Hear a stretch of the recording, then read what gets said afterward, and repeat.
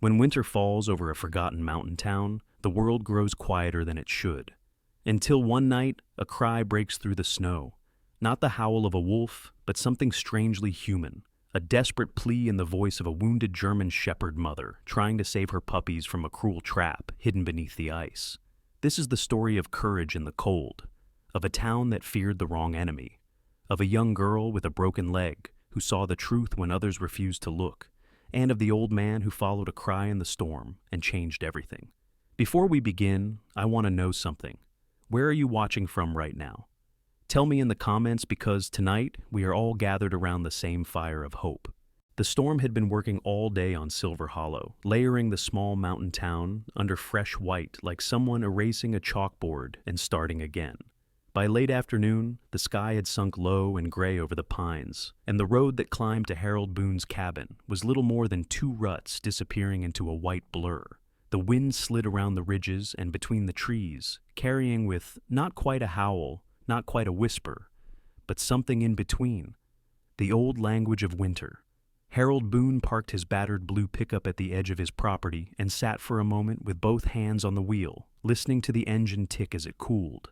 He was 71, tall but a little stooped now, the kind of man built from old mountain timber, shoulders still broad under a thick wool coat, hands knotted with work, face carved by sun and cold into deep grooves. His hair, once black, had gone to silver, keeping the color of the town in his name, and his beard was short and rough, more practical than stylish. There was a steadiness about him, the calm of someone who had already seen every kind of bad day and quietly refused to be impressed by new ones. Years ago, he'd been the one called when trees came down across the road in a storm, when an elk broke through the ice on the river, when some tourist got too brave on a switchback trail. He'd pulled strangers from wrecks, neighbors from drifts, a friend once from under a fallen spruce. Each rescue had left a quiet mark on him, the way wind slowly smooths out a rock. He was reaching for the ignition to kill the engine when he heard it. Not the familiar sounds of winter, the rattle of branches in the wind, the deep groan of the woods adjusting under the weight of snow. This was a cry that sliced straight through all that. A long, strangled howl, raw with panic, climbing at the end into something that was almost a sob. Harold froze, his heart adding an extra beat that felt younger than the rest of him. He knew the sounds of animals in trouble, the high shriek of a rabbit in a snare, the deep tearing bellow of a cow lost in the dark. But this sound carried something that hooked into the human part of him. It wasn't just pain, it was pleading. Another cry rose, closer this time, rattling around the trees. Harold pulled in a breath that stung his lungs and moved on instinct. He grabbed his thick canvas coat from the passenger seat, shrugged it on over his flannel shirt, jammed a faded knit cap over his hair, and swung his boots down into the snow. It was already past his ankles and climbing. The wind shoved at him the moment he stepped out, flinging dry snowflakes into his face like a handful of salt. He slammed the truck door and started toward the sound, boots crunching and slipping in the drifts, his breath ripping out in visible bursts. Silver Hollow lay spread somewhere below the ridge, one main street, a handful of side roads, the crooked steeple of the church, the warm windows of Dottie's Diner. But up here it felt like another world, a white kingdom where the rules belonged to wind and ice. The cry came again, wilder now, and he angled toward the sagging line of barbed wire fencing that separated his land from the neglected parcel behind it. Snow deepened around his knees, then his thighs as he pushed through, his joints protesting, but his body moving the way it always had, whenever someone, something, called for help. The wind screamed in the trees, but underneath it he could hear frantic scrabbling, the desperate thud of paws against frozen ground. When he reached the fence, he saw her. She was half buried in a churned-up drift at the base of the wire, a German shepherd, young but worn hard by life, maybe 3 or 4 years old. Her body was lean to the point of gaunt, ribs faintly ridged under a coat that should have been thick and plush, but now hung in matted clumps, soaked and rimed with ice. Her fur, black along the back and saddle, tan at the legs and cheeks, was burnt dull by hunger and cold. Frost clung to the whiskers around her muzzle, and her breath came out in ragged white puffs. Her eyes, amber, sharp, and tired, were blazing with a terror that had nothing to do with herself. Her front paws were bleeding, nails broken and pads torn open. But she kept using them anyway, digging, scratching, tearing at the snow and ice beneath the fence like a creature trying to dig through the surface of the world. The barbed wire overhead was twisted tighter than it should have been, as if someone had leaned their full weight into coiling it down just enough to make a narrow, cruel gap. Harold's gaze followed the frantic path of her paws, and his stomach clenched. Half hidden under a crust of ice and snow, tangled in a wicked knot of wire and splintered wood, lay two tiny shapes. Puppies. They were no more than a few weeks old, their fur still soft and fluffy. Little bodies far too small for the brutality of mountain winter. One was mostly sable, dark brown and black, like a shadow in the snow. The other was lighter, with more tan along its sides, like someone had brushed sunrise along its ribs. Their little bellies rose in thin, struggling breaths. A length of loose wire had looped around them, pinning them against a shard of wood that once had been part of a fence post. It wasn't a clean trap, not the kind an old farmer like Harold would set for coyotes. Someone had jammed pieces together just so: wood, wire, a fallen board, twisting the metal into a blind snare right at the spot where desperate animals would try to squeeze under. He didn't need a badge to know intent when he saw it. He stopped just for a heartbeat, his mind splitting into two familiar voices. One said, "This is too much for an old man alone. Go back. Call Miles. Call the sheriff. Let it be their problem." The other voice, the one that had dragged him off the couch at midnight more times than he could count, that had slammed his truck through snowdrifts and over half-plowed roads, just said, "Move." He stepped forward. The dog whipped her head around, lips peeling back in a low, torn snarl. Up close, Harold saw more of her history written on her body. Pale scars along one flank that looked like old cuts, a notch in one ear, the faint sag of skin that said she'd had litters before, probably alone. Her whole body trembled, not just with cold, but with the furious, helpless fear of a mother watching her world slip away through the cracks of ice. "Easy, girl," Harold said, his voice low and rough, the same voice he used for skittish colts and scared kids. His words smoked in the air. "I'm not here to take 'em. I'm here to help." The dog shifted, muscles taut, trapped between the urge to guard and the instinct to accept whatever this big, slow-moving creature might offer. When Harold knelt in the snow, his old knees complaining, their eyes met. His, a washed-out blue gone softer with age, hers a fierce amber shining out of a mask of frost. There was intelligence there, and calculation, but underneath it a naked, aching plea. Don't let them die, not yet. Harold tugged off his glove with his teeth and slid his bare hand into the snow, onto the wire. The metal felt like a solid strip of winter, burning his skin with cold. He fumbled in his coat pocket with his other hand and found the old folding knife he carried everywhere, the one that had opened feed bags, cut rope, and once, years ago, sliced through a seatbelt to free a stranger. The dog let out a thin whine when his fingers brushed one of the pups, but she didn't lunge. She inched closer instead, lowering her head until her nose almost touched his wrist, breathing in his scent, pine, diesel, coffee, and long years of stubbornness. "That's it," he murmured. "You and me are on the same side today." Little by little, he worked. The wire had been twisted viciously, not caring what flesh might be along for the ride, and it bit into his fingers. His joints felt clumsy in the cold, but the old habits came back, knowing just where to cut, where to bend instead of slice. Each time he freed a loop, the dog went utterly still, the muscles along her back trembling. The first puppy gave a tiny twitch when the wire eased away from its belly. Harold's heart kicked. He cupped the pup gently, feeling the frightening lightness of it, and lifted it clear. Its fur was wet and icy, its paws stiff, but there was a faint complaint in its chest, a scrap of life refusing to go quiet. "Still with us, huh?" he breathed, and for a second the words sounded like a prayer more than a joke. The second pup was wedged deeper under a shard of broken board. He had to lift the wood with his forearm, snow collapsing onto his sleeve, to get at the wire knotted around the tiny hind leg. The puppy squeaked, a feeble, broken sound, and the mother dog, who would one day answer to Mira, though he didn't know that yet, made a noise in her, throat that sounded like the world tearing. "Almost," Harold grunted. "Almost there, kiddo." The last bit of wire snapped free with a vicious little twang and lashed his hand. He hissed as it sliced the skin, but he ignored the sting, scooping the second pup up, pressing both of them against his chest, tucking them into the inside of his coat. They were so cold they felt almost like stones, but he knew that as long as they were breathing, warmth had a fighting chance. Behind him, the wind shifted, carrying voices. Laughter, rough and careless, the clink of something metal against a railing. Harold didn't have to turn to know where it came from. The direction of the neighboring ranch, the one owned by Travis Cole.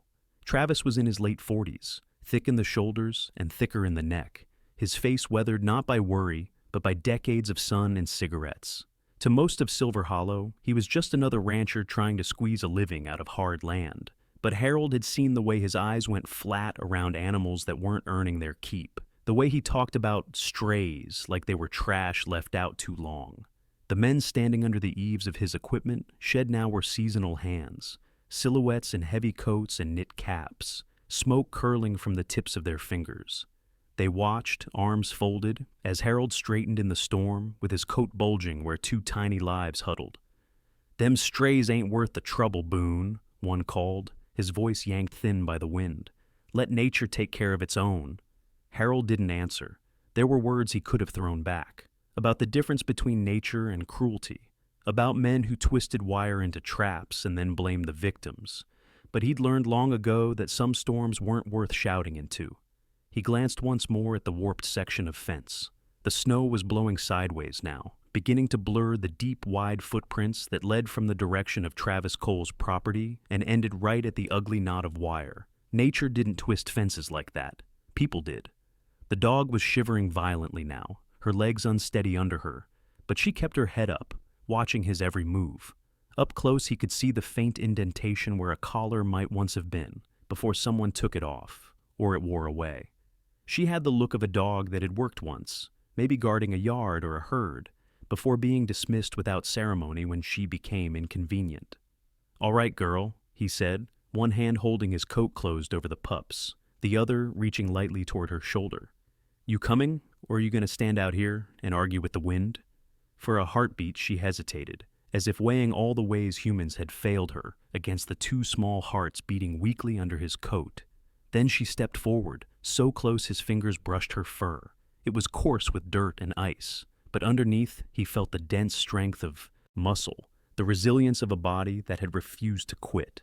She fell in at his side as he turned away from the fence, moving with a weary, lurching gait that still somehow kept her parallel with him, her body positioned so that, if something came from the trees, it would hit her before it reached the warmth hidden under his coat. The men under the eaves watched them go. One shook his head. Another spat into the snow. None of them moved. Harold didn't waste a glance on them. The snow grabbed at his boots as he slogged back toward the cabin, each step a small battle. Beside him, the shepherd stumbled once, twice, but caught herself each time, ears flattening with stubborn determination. Her eyes stayed forward, locked on the dim shape of the cabin through the storm, as if she were afraid that if she blinked, it would vanish, and the world would be nothing but white and cold and empty wire. "Today," Harold muttered, more to himself than to her, "nature's got an extra hand on the job." The wind snatched his words away, but the meaning hung between them like a pact. As they reached the porch, the first lamps of town were beginning to pierce the gray far below, tiny scattered stars in the valley. Behind them, at the back of the property, the twisted section of fence sagged over the ruined trap. Snow was already drifting higher against it, lazy and relentless, slowly smoothing everything out. In a few hours, the only sign that anything had happened there would be a faint line of metal, and buried under the whitening ground, the memory of footprints running from the direction of Travis Cole's farm. The mountain, as it always did, began to cover the tracks of what people chose to do. But this time, at least, Harold Boone carried two breathing reasons not to let the story end there, and a dog whose first cry in the whiteout had already changed the shape of his winter. The cabin sat crouched in the snow like an old animal, its chimney breathing slow curls of smoke into the fading afternoon sky. Inside, warmth pooled in the air from the wood stove, glowing orange against the walls and driving out the winter that still gnawed at the windows. The rescued puppies lay wrapped in an old wool blanket atop a basket beside the fire, two tiny bundles of fragile life, with their small flanks rising and falling in faint rhythm. Their fur, now thawing, revealed itself soft and shining, not yet hardened by hardship. Their eyes were still closed, lashes flickering faintly whenever Mira nudged them with her nose. Harold Boone, who in daylight looked like a weathered monument to the place, but in the lamplight looked more like someone's kindly grandfather, stood stirring a pot of broth on the stove. His coat steamed by the fireplace where it hung, and the cut on his palm, now wiped clean, was covered by a small bandage. He moved slowly, but not with age, rather with the carefulness of someone who knew how thin the line between survival and loss could be in winter. Across from him, sitting on a small wooden stool, was Dr. Miles Everett, the town's only veterinarian. Miles was in his early 50s, a tall black man with calm eyes and a steady presence. His hair had gone mostly gray at the edges, framing a face that bore deep smile lines, though today his expression was focused and serious. He had moved to Silver Hollow 8 years ago from Denver after losing his wife in a storm-related car accident, a tragedy that had hollowed him out for a year and redirected him somewhere quieter, somewhere he could work with creatures who didn't pretend to be fine when they were hurting. He had a soft voice that animals seemed to trust instinctively. Miles had his leather bag open beside him, lined with tools, thermometer, stethoscope, syringes, small vials of medicines. He leaned close to the puppies, checking one of them with gentle fingers. Mira's gaze tracked his every move, not aggressive, but alert, protective. "She's watching me like I'm about to steal them," Miles murmured with a small smile. Harold ladled broth into a tin cup and handed it to him. "That's because she's smart," he said. "If I were her, I'd have bitten my hand off the minute I touched those wires." Miles took the cup, inhaling the steam. "She's a working dog," he said. "That much is clear. She was trained once. See the way she sits. Even at rest, she keeps her weight balanced. Her ears follow every sound. She checks windows every few minutes. Someone taught her discipline." "And someone abandoned her," Harold muttered. Mira was lying on her belly, sphinx-like, paws folded under her chest, eyes flicking to every motion. The lamplight brushed across her fur, revealing the singed edges and faint patching of healing skin. Under her composure was exhaustion, and under that, fierce resolve. Miles dabbed antibiotic on her burned shoulder. "She'll heal," he said quietly. "And the pups, they've still got a fight in them. They're dehydrated, weak, and cold, but not gone. With some milk replacer and care, they might pull through." Harold nodded once slowly. Might is better than was. Outside, a gust rattled the window frame. The storm had shifted direction, and the wind now came from the valley, carrying voices, rumors, and something less friendly than snow. Far below the cabin, in the glowing windows of Dottie's diner, people talked and traded suspicion. Dottie's was the only place in town that stayed open past sundown, run by Dorothy Dottie Crenshaw, a stout woman in her late 60s, with arms like hams and a voice that could rattle a window pane when she was amused. Her hair was kept in a tidy bun, and her glasses sat halfway down her nose. She loved her town even when she scolded it, and she'd seen every kind of foolishness come through her doors. Now she moved between tables with her heavy ceramic coffee pot, refilling cups with a brisk dignity. She poured for Travis Cole, who sat leaning back in a booth with two of his ranch hands beside him. Travis was a big-boned man with bristly blonde hair and a square jaw, the rough-hewn look of someone carved from hard work. But his eyes were small and pale, always slightly narrowed, and tonight his voice filled the diner with sour certainty. "I've said it for years," he declared, stabbing a finger into the table. "Stray dogs are nothing but trouble. They attack livestock, dig up property, spread disease. But they tug on folks' hearts, and suddenly we're waist-deep in sentiment and nonsense. Boone's out there thinking he's St. Francis of the North Woods." One of the ranch hands snickered. The other, a younger boy in his early 20s named Frank, shifted uneasily. Frank was tall and lanky, with a mop of brown hair and a gentle face that seemed built more for kindness than the confrontation. He didn't like Travis's tone, but didn't have the courage to say so. Dottie stopped at Travis's table. "Travis, she said flatly. Do I need to remind you that every stray dog we've ever had problem with seemed to have come from your end of the valley first? Laughter broke from the nearby tables, a quick ripple of relief in the tense air. Travis glared. If Boone wants to adopt every starving mutt that comes howling through the storm, that's his business. But when my chickens go missing, that's my business.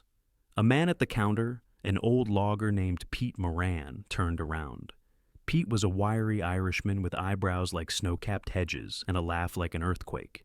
Your chickens have been missing for years, Travis, mostly because you keep leaving the coop door open while you're flirting with Dottie's niece. More laughter. Dottie put a hand to her hip. Stop dragging my family into your nonsense, Pete. Travis flushed with anger, but beneath his indignation was something deeper. Unease. The kind that came from knowing guilt sat somewhere under his skin. Meanwhile, back at the cabin, Miles finished tending to the dogs and stood, stretching. I'll come by again at dawn. They'll need another round of fluids. Harold nodded his thanks. I'll keep them warm. Miles put on his coat by the door. Listen, he said, voice low. You know this'll spread through town by morning. Some will say you did the right thing. Others will say something else. Harold scratched his beard. Let them talk. People need something to chew on during winter. Miles hesitated. But some of them won't stop at talking. Harold met his eyes, the steady blue of a man whose patience had weight. I won't let anyone touch them, he said simply. At that moment, a knock sounded on the door. 2 rapid taps, then a pause. Harold opened it to see Sheriff Darlene Fox standing on the porch, her coat dusted with snow.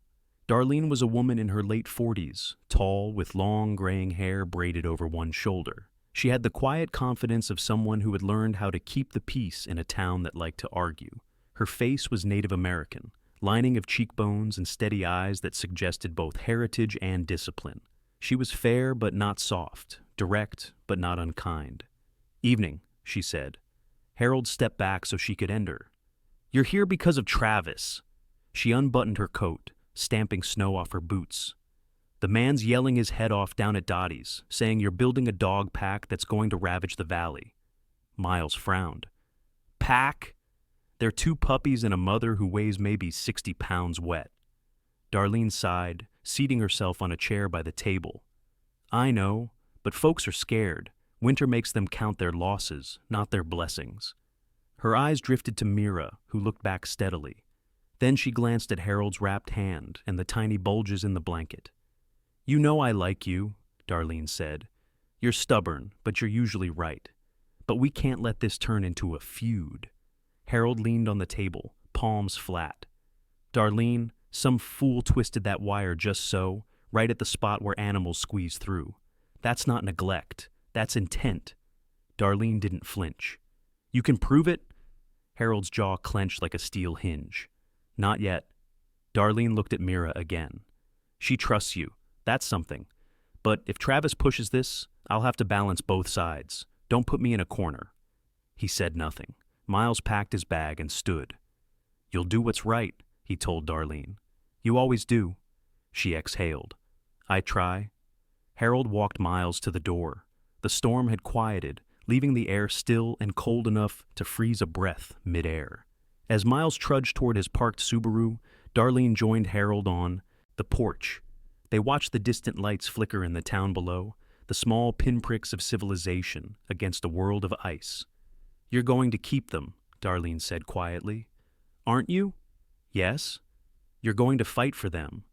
Yes. She nodded slowly. Then I hope you're ready. Not every enemy up here has 4 legs. Inside, Mira shifted and lowered her head onto her paws, eyes half closing, but never fully at rest. The hearth crackled softly, warm and safe, for now. Outside, the mountain held its silence, and in the valley below, the rumor mill began its work. The next morning dawned pale and quiet, with the snowfall gentled into a thin powder like sifted sugar across Silver Hollow. The sun was a ghostly disk behind the cloud cover, giving off light without warmth, and frost lay thick over branches and window panes.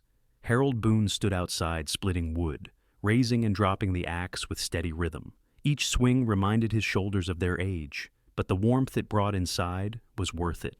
Inside the cabin, the puppies were still sleeping curled into Mira's side, and Mira herself, though bone-tired, had finally slept with her eyes fully closed.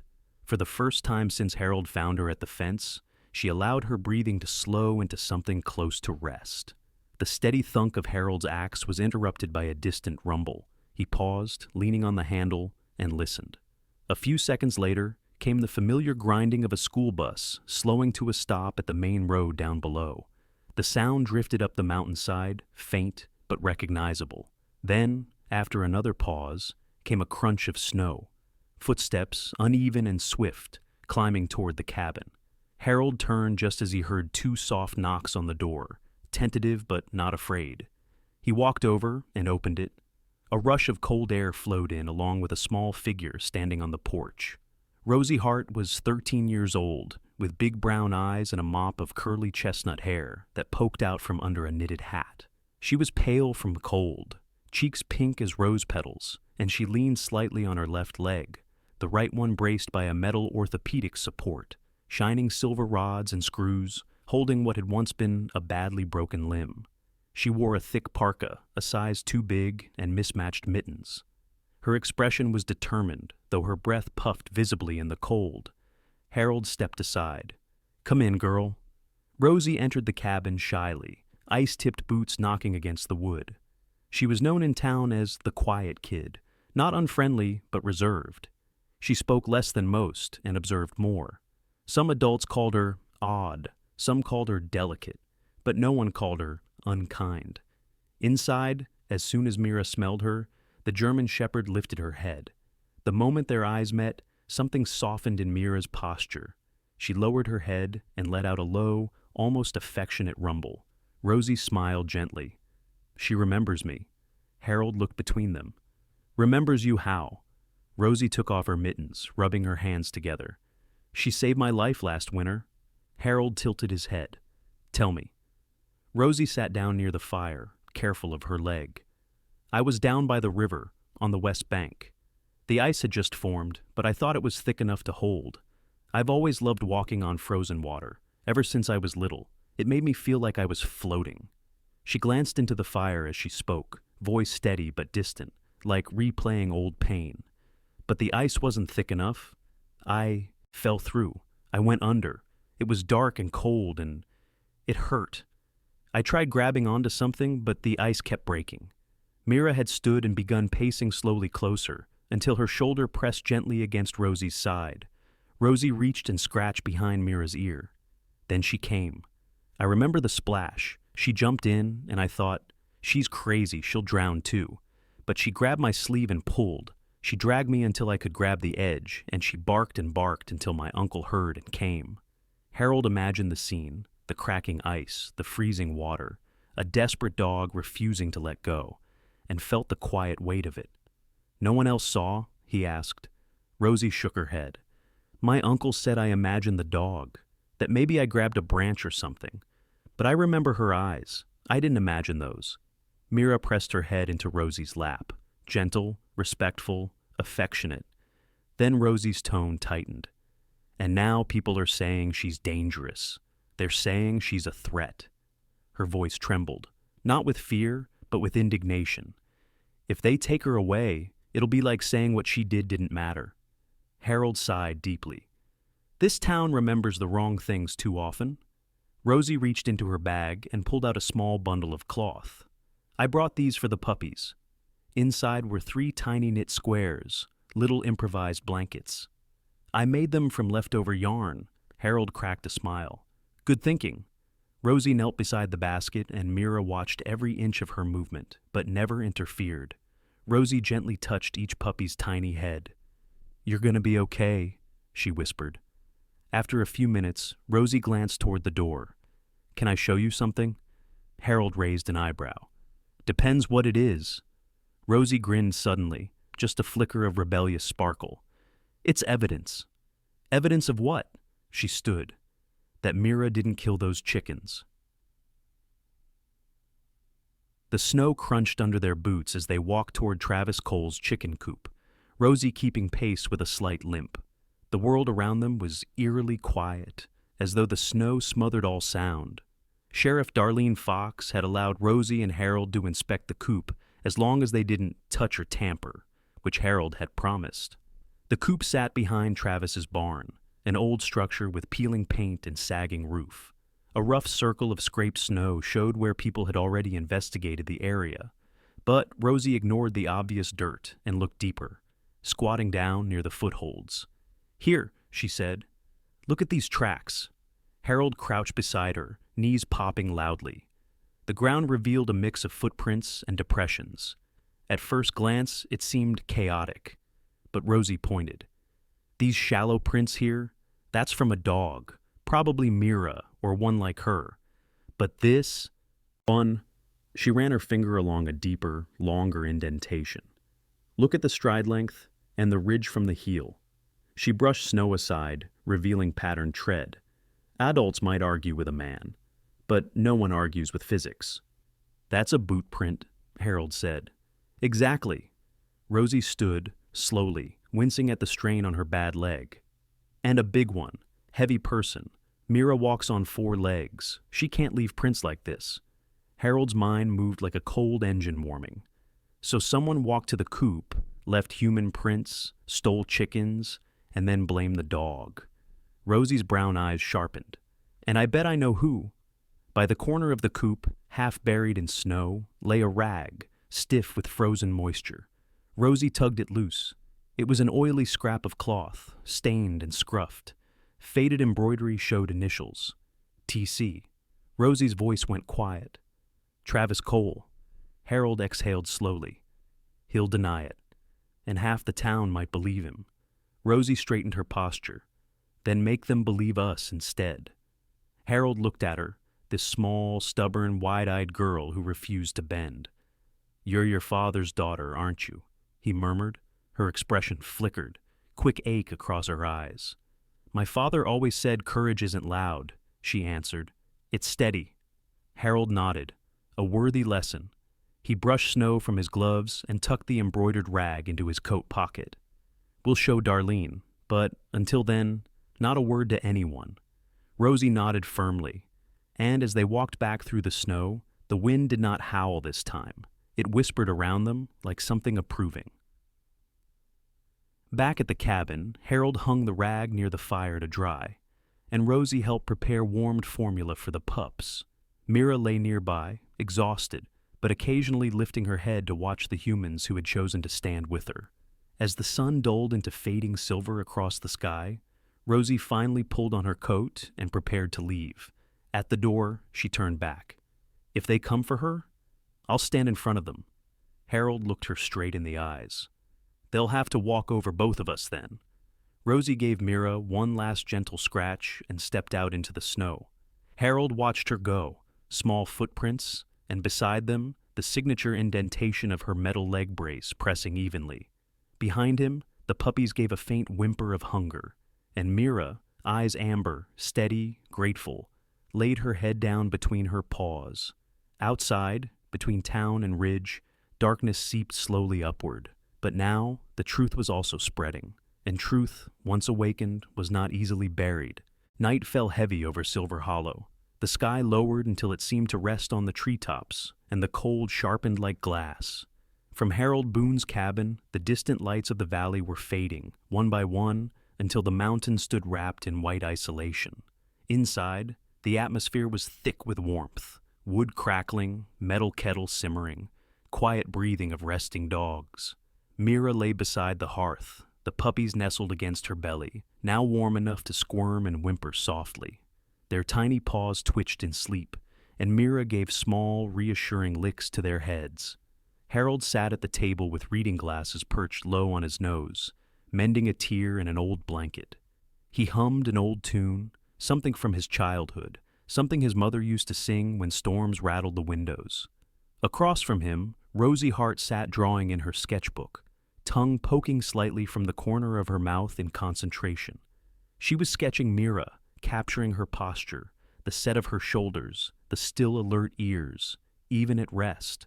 Rosie's sketches were gentle, as if afraid to injure the paper. The flame in the stove shifted suddenly, drawn by a new current of air. Mira's head snapped up. A scent hit her nostrils. Sharp, chemical, wrong. Harold smelled it too a second later. Smoke, but not wood smoke. Oily, bitter. He stood, his chair scraping. "Do you smell?" Mira's reaction answered for him. She surged forward, muscles taut, barking sharply at the door. Harold flung the door open. A blast of freezing air rushed in, and with it a sight that punched him clean in the chest. The old storage shed, the one where he kept medical crates for rescue dogs, extra bedding, emergency feed, was ablaze. Flames licked up the sides, grabbing the wood like hungry fingers. The orange glow pulsed against the snow, creating a twisted halo. "Good Lord!" Harold breathed. He ran back inside. "Stay here!" he shouted at Rosie, barreling toward the shed. But Mira didn't listen. In one great leap, she dashed past him, her paws a blur on frozen earth. "Mira! No!" He was too slow. She was already at the burning building. The fire roared louder, the insulated walls finally giving way. Inside the shed, trapped behind a broken beam, was Whistler, a timid old mixed breed Harold had rescued months ago. Whistler was 11 years old, with cloudy eyes and a limp in one leg. He had a shaggy coat mottled with gray and brown, and bore the scars of an animal that had known neglect and hunger. He had always been gentle, a dog that pressed himself against walls to avoid confrontation. Now, Harold could hear his frantic whimpering from inside the fire. Rosie had run outside just in time to see Mira dive through the smoke. "Mira!" Rosie shrieked. "No!" Harold yanked at the shed door, burning his hands, but the wood warped with heat. The doorknob scorched his palm. He grabbed a metal pail nearby and slammed it against the door, trying to break the latch. Heat slapped his face. His beard curled at the edges as sparks hissed toward him. Then, movement. Out of the smoke, Mira emerged, dragging Whistler by the scruff of his neck. Her fur was alight in places, tiny orange tongues dancing along her shoulders, but she didn't drop the old dog until they were clear. Harold lunged forward and smothered the burning patches with his coat. Rosie was sobbing in terrified relief, dropping to her knees beside Whistler. "It's okay, boy. It's okay." He was shaking violently, coughing, eyes wild. Mira staggered, her hind legs buckling. Harold caught her before she fell. "Mira, easy, easy girl." She wheezed, coughed, a horrible sound, but pressed her head into Harold's chest as if to reassure him. Not far away, just beyond the dark silhouette of the parked pickup, a figure stood watching. One man, heavy boots, coat collar pulled up, face shadowed, Travis Cole. In his hand, a metal gas can. Harold's eyes widened in shock and fury. Travis hadn't seen Harold turn. He thought he was hidden, but the fire glinted against the reflection in his eyes. He froze, then flung the gas can aside. Sheriff Darlene Fox's voice cut through the night. "Travis Cole, don't move." A police cruiser crested the trail, lights flashing red-blue across the snow, painting the trees in emergency color. Behind Darlene were 2 volunteer firefighters from town. Travis swore and lurched toward his truck. Darlene sprinted after him, years of field work giving her endurance, and slammed him against the side of the pickup. "Were you planning to watch the dogs burn, Travis?" she snarled. "It was an accident," he spat. "I came to help. You came with gasoline. It's cold out here. I needed it for—" "Don't lie to me," Darlene hissed. "Not tonight." While firefighters raced toward the blaze with hoses and extinguishers, Dr. Miles Everett arrived in his Subaru, drawn by the alarm call on his emergency radio. He knelt beside Mira, who lay panting, her fur charred in patches. "Easy, sweetheart," Miles murmured. "I've got you." He applied burn gel carefully, his steady vet hands working calmly even in the chaos. Whistler curled beside her, trembling in exhaustion. Rosie held Mira's face in her hands, crying silently. "You're okay. You're okay." Hours later, when the flames were finally out and the last embers cooled under a spray of ice water, the yard looked like a battlefield. The shed was a smoldering skeleton of blackened beams. Melted snow had turned to puddles that refroze into slick patches, reflecting the flashing lights. Darlene stood beside Harold and Miles. He's going to jail for arson, she said flatly. I'll push for cruelty to animals and intentional endangerment as well. Harold's voice was gravel. You do that, Miles added, and I'll sign off on the veterinary damage report.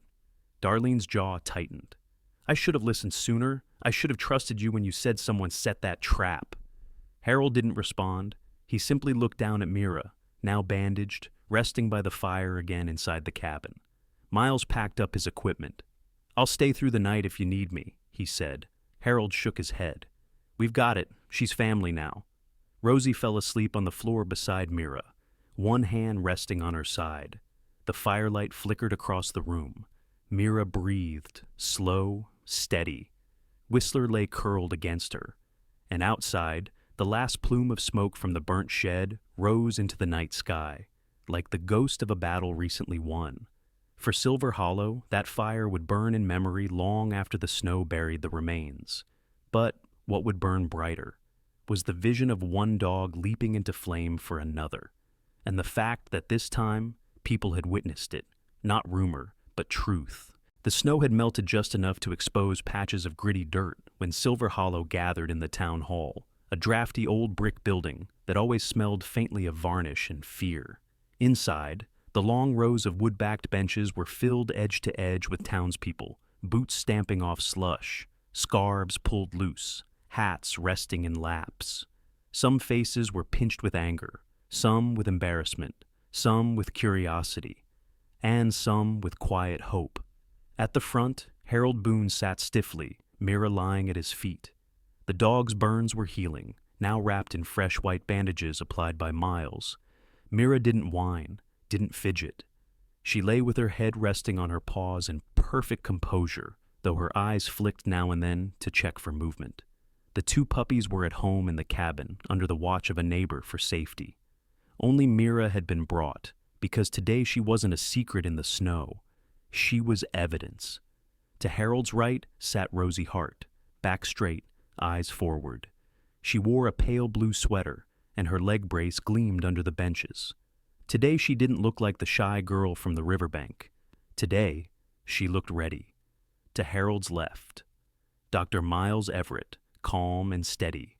Sheriff Darlene Fox stood near the wall, arms folded, hair braided tight, expression unreadable. Across the room, Travis Cole sat at the defendant's table. He wore his Sunday jacket, but the nicotine stains on his fingers and the stubborn set of his jaw betrayed him. Despite the charges, he still exuded a kind of arrogant certainty, like a man who had won every argument in his own kitchen and believed the world worked the same way. The county prosecutor began with a polite throat clearing. Today's hearing concerns allegations of arson, animal endangerment, and false accusations that have caused significant tension among residents of Silver Hollow. Harold listened with quiet patience, though his fingers curled slightly on his knees. The hearing continued through procedural motions, witness identifications, statements of record. Then came the heart of it. The prosecutor gestured to the assembled. We will begin by hearing from Dr. Miles Everett. Miles stood. He walked with purposeful calm to the podium. He rested both hands on either side of it and spoke in a measured tone, the kind that made people lean in. I have practiced veterinary medicine for over 25 years. I've treated everything from house cats to ranch cattle. I know the difference between injuries caused by accident and injuries caused by intent. He then described Mira's burns, the pattern of them, the location of Whistler, the trapped dog, inside the shed, the melted wood along the interior, the chemical traces. This was accelerant, not an electrical issue, not a spontaneous combustion. Someone poured flammable fuel. Travis shifted irritably in his seat. Miles continued. Mira went into that building to pull Whistler out. If she hadn't, the old dog wouldn't be here. And if Mr. Boone had tried to go in himself, well, he didn't finish. He didn't need to. Miles returned to his seat. Next, the prosecutor nodded to Rosie. Harold looked at her, concern flickering. But Rosie stood already, hands clasped in front of her. She limped forward to the front, using neither shame nor self-pity to soften her stride. When she reached the center, she lifted her chin. My name is Rosie Hart, she said clearly. I might be young, but I know what I saw. She told it simply. The tracks in the snow, the boot imprint, the depth and angle of steps, the embroidered cloth with TC. Her words were crisp, factual. When she finished, she added, "People keep saying dogs cause trouble, but trouble comes from actions, not species." Murmurs rippled through the room. As she walked back to her seat, a few people even glanced away, uncomfortable with being corrected by a child. Travis's attorney stood then, clearing his throat. "So, you expect us to believe a 13-year-old girl correctly interpreted evidence law enforcement is still reviewing?" Rosie didn't even flinch. "Do you expect us to believe dogs walk on two legs and wear boots?" Laughter cracked through the room, subdued but undeniable. Travis flushed. Sheriff Darlene rose next. She walked to the front, every step deliberate. "I'm not here to defend or accuse. I'm here to tell the truth." She looked directly at Travis. "We found your fingerprints on the gas can. We have camera footage of your truck leaving your property and stopping near Boone's shed that night. We found traces of accelerant in your cargo bed. And we found the rag with your initials at two separate locations tied to separate incidents." A quiet hush fell, the kind that lands before a verdict. Darlene turned to the townspeople. "There was a time when I also feared the dogs would bring danger, when I thought Harold might be reckless in protecting them." She paused. "I was wrong," Travis shouted suddenly, unable to contain himself. "They're parasites, scavengers. Boone's turning that cabin into a mutt shelter and ruining the valley." The prosecutor raised a hand to silence him, but he kept going, voice rising. "You people don't know what Boone's doing up there, feeding strays, breeding them. Next thing you know, we're overrun with wild dogs." Then a voice spoke from the back, quiet, old, tired. It was Agnes Burney, the gray-haired widow who had once been loudest in condemning Mira after her chickens went missing. "Better wild dogs than wild men," she said. Everyone turned. Agnes stood slowly.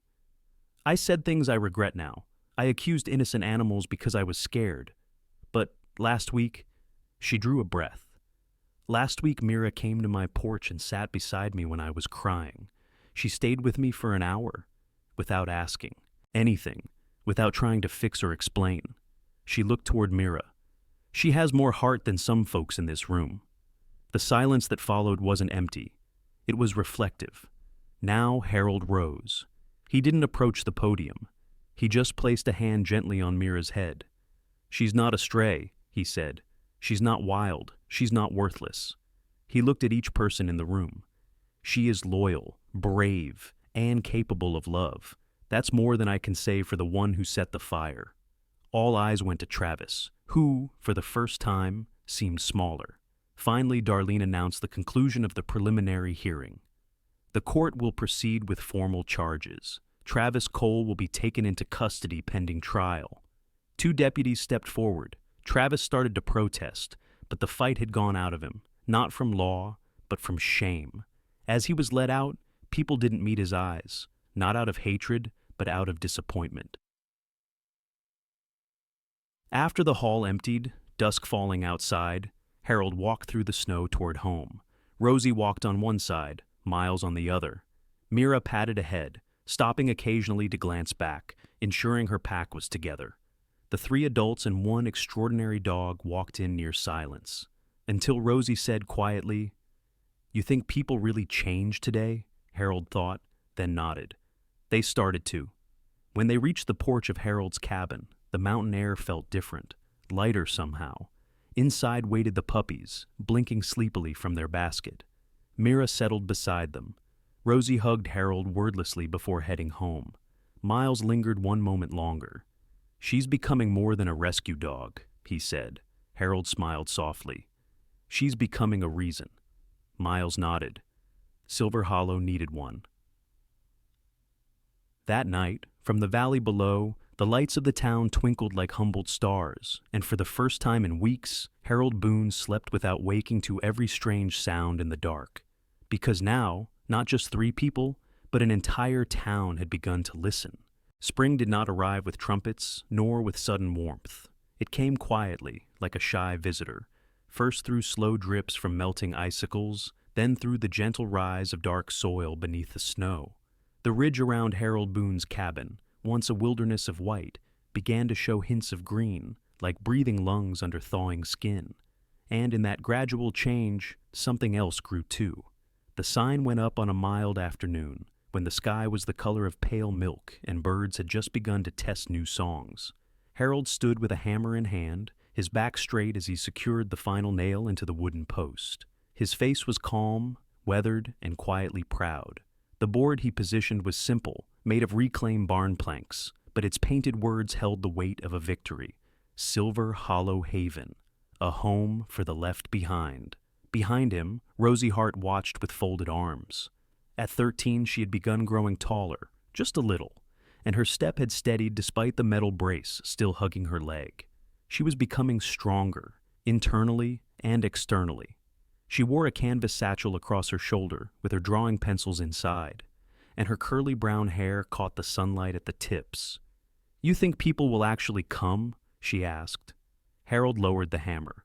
"They already have." For behind them, on the grass where snow once ruled, were 11 dogs, some playing, some dozing, some shyly studying the world. They were rescues, lost pets, abandoned strays, misunderstood animals, but now each had found a place. Whistler, the old mixed breed with the limp and weary eyes, lay stretched in the sun, tail thumping gently whenever someone approached. His fur had recovered in parts, and though age still bent his bones, comfort had softened his spirit. Near him was Millie, a tawny dog around 6 years old, with a scar across her muzzle and a missing tooth. She had once flinched at every movement, but now her tail wagged easily at familiar voices. There was Junebug, a spotted youngster, all clumsy legs and enthusiasm, who chased insects and small leaves like they were dangerous criminals. Next to her was Bear, a massive Saint Bernard with the demeanor of a pillow, who had been surrendered by a family that could no longer feed him. Each dog had a name now, and more importantly, a story that someone cared to remember.